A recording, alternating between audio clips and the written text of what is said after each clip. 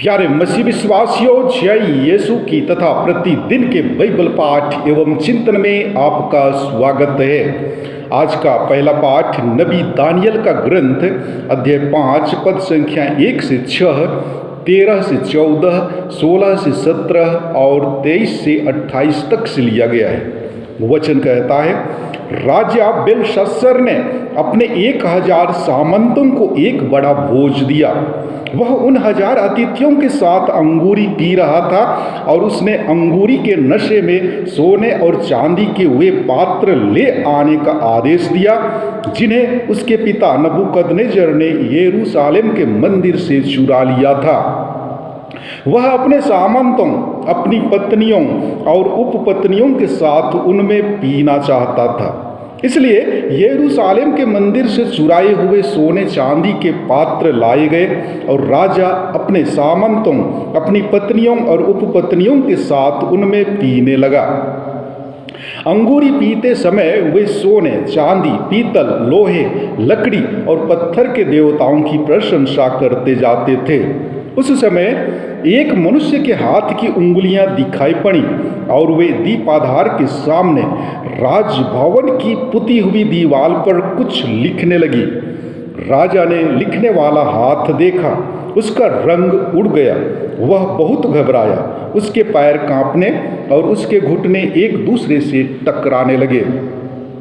जब दानियल राजा के सामने लाया गया तो राजा ने उससे कहा, क्या तुम दानियल हो, यूदा के उन निर्वासितों में से एक जिन्हें राजा मेरे पिता यूदा से ले आए थे? मैंने तुम्हारे विषय में सुना है कि देवताओं का आत्मा तुम में विद्यमान है और यह है कि तुम अंतर्ज्योति, विवेक और असाधारण प्रज्ञा से संपन्न हो। लोगों ने तुम्हारे विषय में मुझे बताया है कि तुम स्वप्नों की व्याख्या कर सकते और समस्याओं को सुलझा सकते हो। यदि तुम यह लेख पढ़कर इसका अर्थ समझा सकते हो तो तुम बैंगनी वस्त्र पहनोगे, गले में सोने का हार धारण करोगे और राज्य के तीसरे स्थान पर विराजमान होगे। दानियल ने राजा को यह उत्तर दिया, आप अपने उपहार अपने ही पास रखें और दूसरों को अपने पुरस्कार प्रदान करें। फिर भी मैं राजा के लिए यह लेख पढ़ूंगा और उन्हें इसका अर्थ समझाऊंगा। आपने स्वर्ग के प्रभु का विरोध किया, आपने उसके मंदिर के पात्र लाने का आदेश दिया, आपने अपने सामंतों, अपनी पत्नियों और उपपत्नियों के साथ उनमें अंगूरी का पान किया। आपने सोने, चांदी, पीतल, लोहे, लकड़ी और पत्थर के उन देवताओं की प्रशंसा की जो ना तो देखते हैं, ना सुनते और ना समझते हैं। आपने उस ईश्वर की स्तुति नहीं की जिसके हाथ में आपके प्राण और समस्त जीवन निहित है। इसलिए उसने यह हाथ भेजकर यह लेख लिखवाया। यह लेख इस प्रकार है, मने मने, तकेल और फरसीन। इन शब्दों का अर्थ इस प्रकार है, मने, ईश्वर ने आपके राज्य के दिनों की गिनती की और उसे समाप्त कर दिया। तकेल, आप तराजू पर तौले गए और आपका वजन कम पाया गया। फरसीन, आपका राज्य विभाजित होकर मोदियों और फारसियों को दे दिया गया है। प्रभु की वाणी, ईश्वर को धन्यवाद। और आज का सुसमाचार पाठ संत लूकस के अनुसार पवित्र सुसमाचार अध्याय 21 पद संख्याएं 12 से 19 तक से लिया गया है। वचन कहता है, यीशु ने अपने शिष्यों से यह कहा, लोग मेरे नाम के कारण तुम पर हाथ डालेंगे, तुम पर अत्याचार करेंगे, तुम्हें सभागृहों तथा बंदगृहों के हवाले कर देंगे और राजाओं तथा शासकों के सामने खींच ले जाएंगे। यह तुम्हारे लिए साक्ष्य देने का अवसर होगा। अपने मन में निश्चय कर लो कि हम पहले से अपनी सफाई की तैयारी नहीं करेंगे, क्योंकि मैं तुम्हें ऐसी वाणी और बुद्धि प्रदान करूंगा जिसका सामना अथवा खंडन तुम्हारा कोई भी विरोधी नहीं कर सकेगा। तुम्हारे माता पिता भाई, कुटुंबी और मित्र भी तुम्हें पकड़वा देंगे। तुम में से कितनों को मार डाला जाएगा और मेरे नाम के कारण सब लोग तुमसे बैर करेंगे। फिर भी तुम्हारे सिर का एक बाल भी बांका नहीं होगा। अपने धीरज से तुम अपनी आत्माओं को बचा लोगे। प्रभु का सुसमाचार। हे ख्रिस्ती, तेरी स्तुति हो।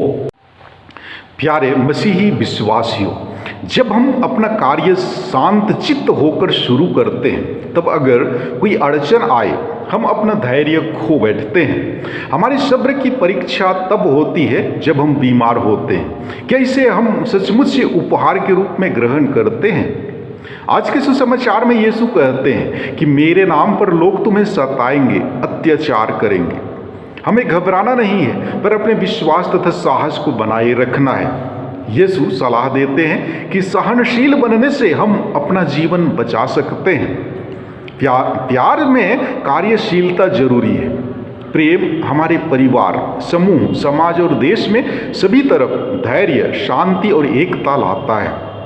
वे जो ईश्वर को चुनौती देते और उनकी अवज्ञा करते हैं, नष्ट हो जाएंगे। आज के पहले पाठ में बेलशस्सर के साथ ऐसा ही हुआ।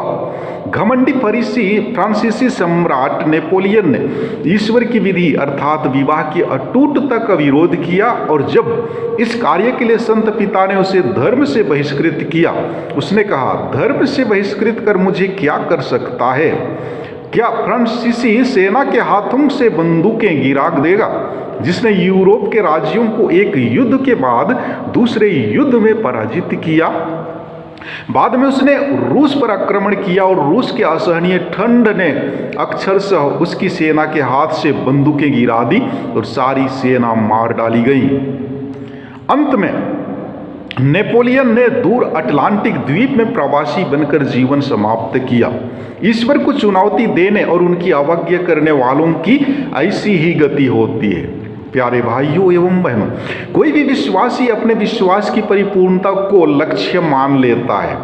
विश्वास की परिपूर्णता रोज दिन उसके लिए एक लाइट हाउस है।